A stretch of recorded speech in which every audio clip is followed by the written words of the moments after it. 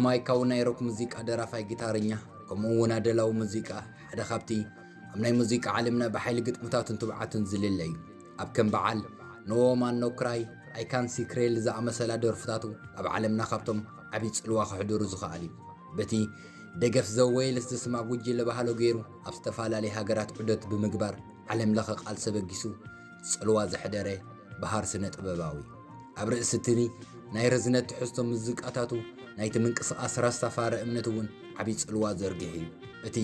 ኣብ ብምሉእ እቲ ዝገብሮ ምርኢታት ሰብኣዊ መሰላት እተፈተወ ፖለቲከኛ ተሓባባሪ ከምኡውን ልዕሊ ኩሉ ኣገዳሲ ተወካሊ ረጊ ዝበሃል ጉጅለ ጌርካ ይዝርአ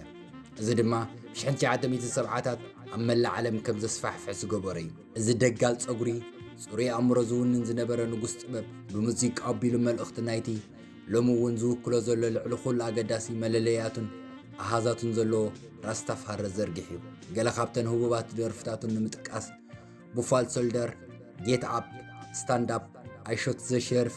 ኮልድ ዩ ብሌቭድ ሬድ ሚሽን ሶንግ ኦን ስቲርት ኣፕ ዝብላ ካልኦት ብዙሓት እዮም እምበኣር ሎሚ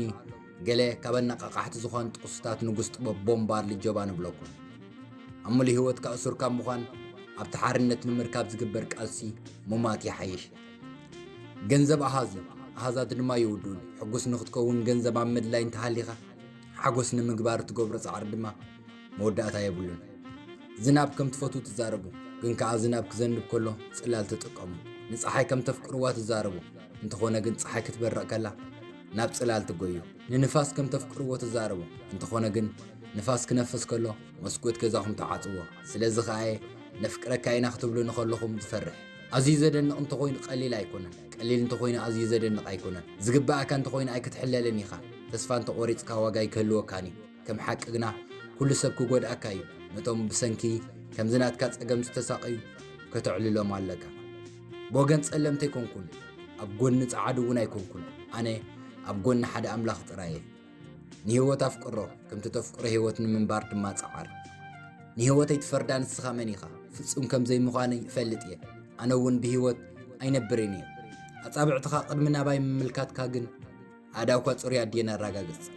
ሓደ ማዕጾ ምስ ተዓጽወ ብዙሓት ተወሰኽቲ ተኸፊቶምልካ ከም ዘለዎ ይትዘንጊዕ ኢኻ ቦምባርሊ